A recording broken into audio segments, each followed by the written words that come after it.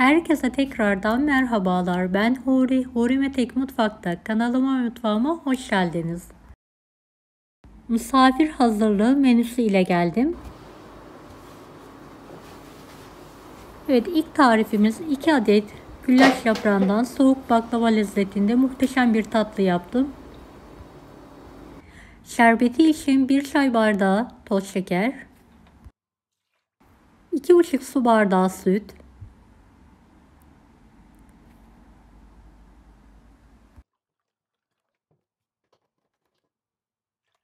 şeker eriyene kadar karıştıralım. Ocağın üzerine alarak ısıtmayı bırakalım. Evet, 2 adet güllaç yaprağım var. Ramazan'dan kaldı. 4 parçaya kesiyorum. Dilerseniz elinizle de kırabilirsiniz.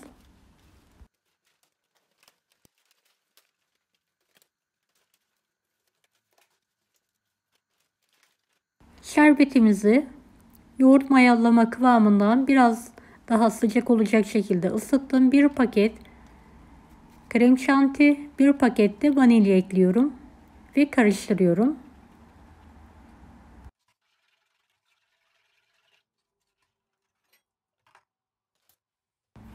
Küçük bir kare tepsiye 1 adet güllaç yaprağını kırarak yerleştiriyorum.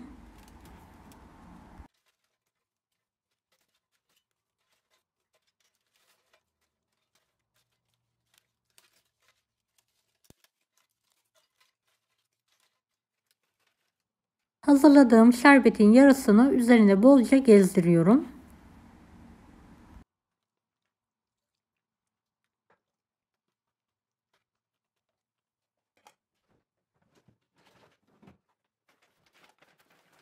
Ortasına dilediğiniz malzemeyi kullanabilirsiniz. Ben file fındık kullandım.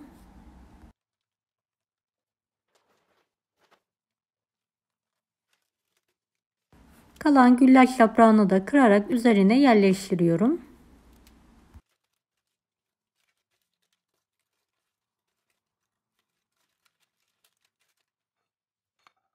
Evet, şerbetin hepsini üzerine gezdirerek dökelim. Kendi halinde ılımaya bırakalım. Ilıdıktan sonra üzerini kapatarak bir gece buzdolabında dinlendirelim. Ertesi gün dilimleyerek tatlımızı keselim.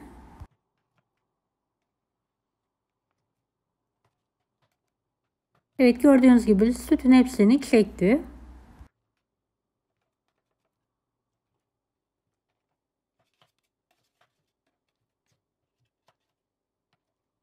Üzerine 50 gram bitter çikolatayı rendeledim. Her tarafına gelecek şekilde serpiyorum.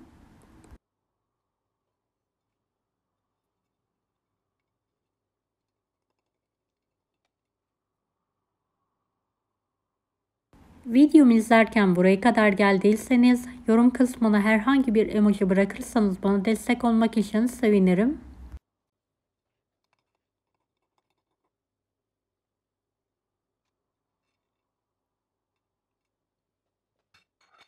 Evet, dilimlere Antep fıstığı serperek süsleyebilirsiniz veya sade olarak da ikram edebilirsiniz.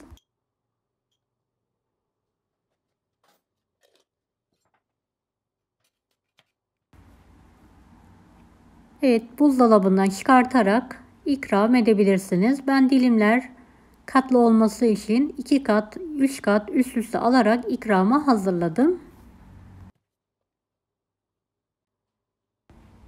Evet, lezzetli, hafif bir sütlü baklava lezzetinde muhteşem bir güllaç tarifi. Mutlaka denemenizi tavsiye ederim.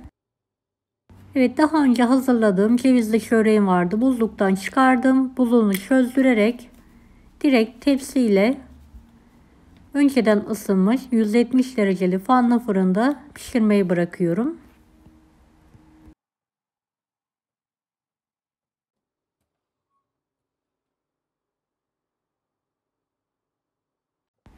Hazır yufkadan su böreği lezzetinde muhteşem bir börek hazırladım.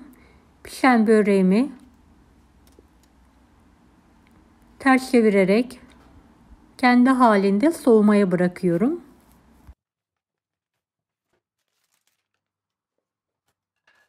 Evet, soğuttuğum böreği makas yardımıyla dilimler halinde keserek ikrama hazırlıyorum.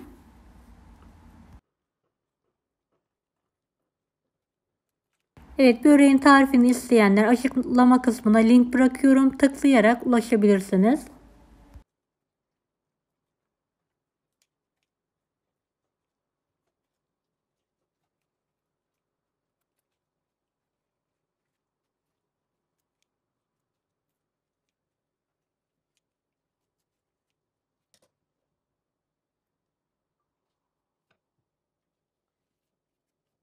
Evet, dilimlediğim böreğimi servis tabağına alıyorum. Gerçekten hem pratik hem de lezzetli bir börek oluyor. Denemenizi tavsiye ederim.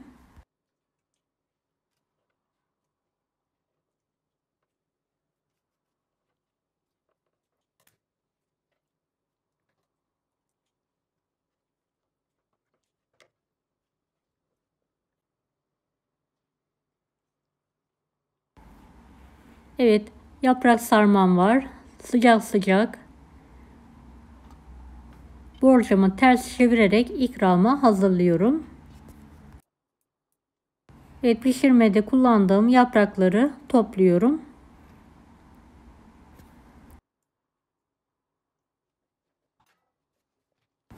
Ve servise ve ikrama hazır.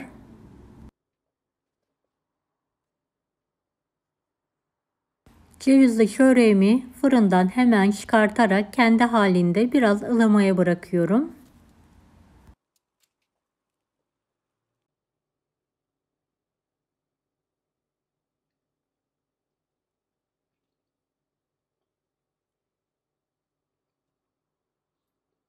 Evet, cevizli çöreğimi dilimleyerek servise hazırlıyorum.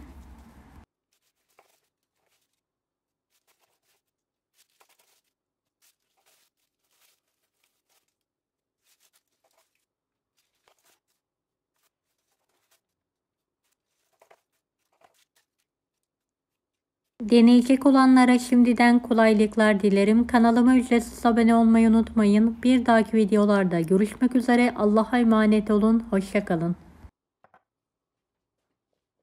Daha farklı tarifler için bunları da izlemeyi unutmayınız. Afiyet şifa olsun herkese.